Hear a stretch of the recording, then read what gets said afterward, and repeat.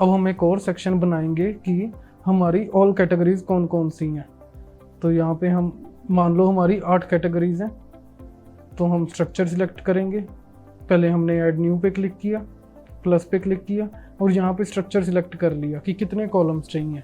अब मेरी 8 कैटेगरीज हैं तो मैं उन्हें 4-4 करके भी अलाइन कर सकता हूँ और 5-3 करके भी, 6-2 करके भी, पर मैं 4-4 करके अलाइन कर रहा हूँ। तो इसमें मैं क्या करूँगा, सबसे पहले इमेज डाल दूंगा। इमेज चूज कर लेते हैं, मान लो हमने यही इमेज चूज कर ली। फिर इसके बाद इस कैटेगरी का टेक्स्ट जो इसकी हेडिंग है, और मैं इसके टेक्स्ट को चेंज कर दूंगा, कैटेगरी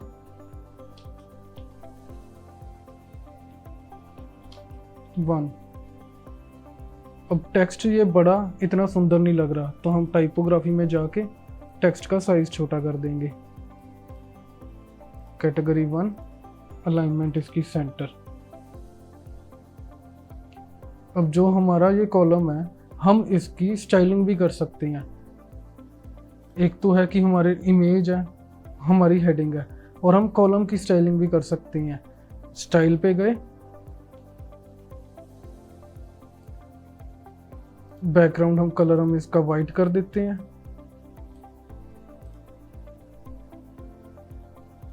और इसका बॉर्डर थोड़ा सा बढ़ा देते हैं,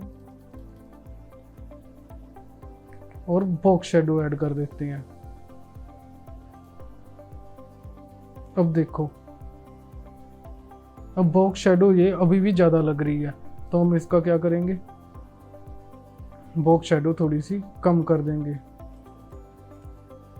स्प्रेड इसका कम कर दिया। अब जैसे हमने सेक्शन का बॉर्डर थोड़ा सा कर्व किया, वैसे ही हम इमेज का बॉर्डर थोड़ा सा कर्व कर देंगे।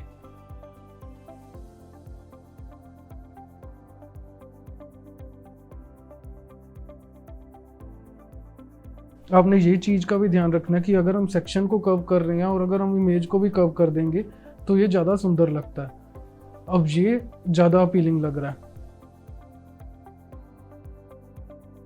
अब आप कहोगे कि यही सेम चीज मैंने दोबारा बार बार बनानी है। बिल्कुल नहीं, मैं सिर्फ इसको ही राइट क्लिक करूंगा, डुप्लीकेट करूंगा, राइट क्लिक करूंगा, डुप्लीकेट, राइट क्लिक, डुप्लीकेट, और जो मेरे पुराने सेक्शंस थे मैं वो डिलीट कर दूंगा।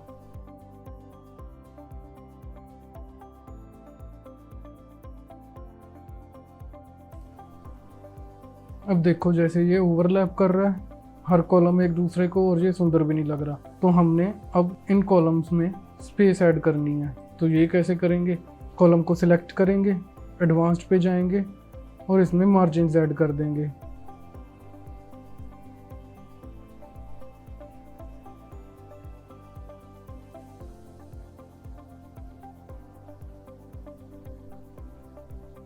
मार्जिन्स मान लो हम 10 ऐड कर रहे हैं, यहाँ पे भी 10, यहाँ पे भी 10 और यहाँ पे भी 10। अब चेक करेंगे, अब हमारी कैटेगरीज सुंदर लग रही हैं थोड़ी सी। अब फिर से राइट क्लिक, डुप्लीकेट, क्योंकि हमारी 8 कैटेगरीज थी और हमने इसमें अब करनी है पैडिंग ऐड, सो दैट अब हमारी 8 कैटेगरीज इस तरीके की लगेंगी।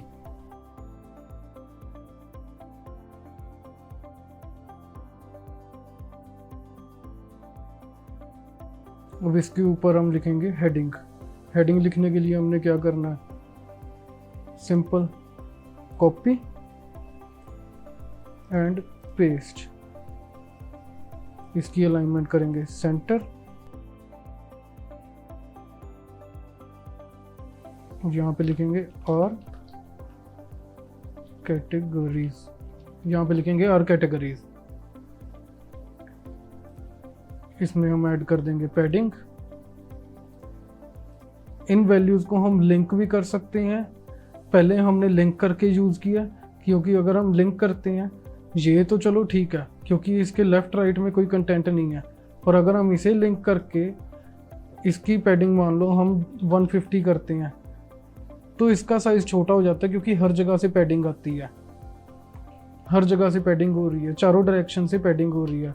तो हम क्या करेंगे, अनलिंक करेंगे और टॉप में पैडिंग ऐड करेंगे। 70 ज़्यादा लग रही है, 50। इसके बॉटम में ऐड करेंगे 50, पहले अनलिंक करेंगे और बॉटम में ऐड करेंगे 50। अब जो हमारे हमने कैटेगरी में डाला था इसको भी हम अनलिंक करेंगे और बॉटम से हम इसकी 10 कर देंगे सो दैट ये अपीलिंग लगे। अब ये हो गया हमारा कैटेगरी सेक्शन तैयार। कैटेगरीज की इमेजेस चेंज कर देते हैं।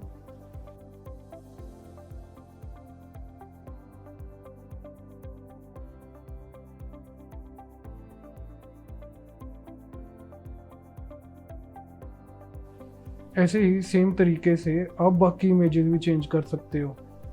अब इसके अंदर हम एक और चेंज भी कर सकते हैं इसको और सुंदर करने के लिए। हम जो इमेज और सेक्शन के बीच में ये पैडिंग है, वाइट स्पेस है, हम इसको रिमूव कर देंगे। सिंपल हमने इसकी पैडिंग बंद की, लिंक वैल्यूज हुआ था, हमने ये बटन दबाया और इसकी पैडिंग बंद हो गई।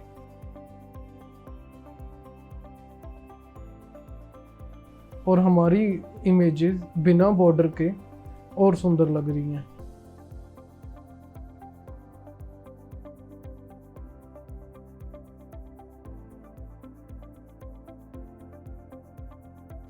ये हो गया हमारा कैटेगरी सेक्शन रेडी। अब इसके अंदर हम बॉटम में पैडिंग ऐड करेंगे।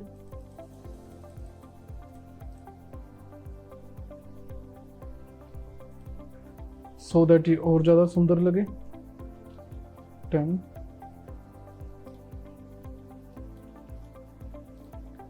अभी मेरे से क्या गलती हुई कि मैंने सारे सेक्शंस को कॉपी करने के बाद अब मैं उसमें अकेले अकेले में सेम सेटिंग कर रहा हूँ। मेरे को पहले एक सेक्शन कंप्लीट करना चाहिए। अगर मैंने सेम तरह के सेक्शंस बनाने हैं तो मेरे को पहले एक सेक्शन कंप्लीट करना चाहिए, फिर वही सेक्शन को डुप्लीकेट करना चाहिए बार बार। अब हमारा होम पेज एक बार कंप्लीट हो गया और इसे अपडेट करके चेक कर लेते हैं कि ये कैसा लग रहा है।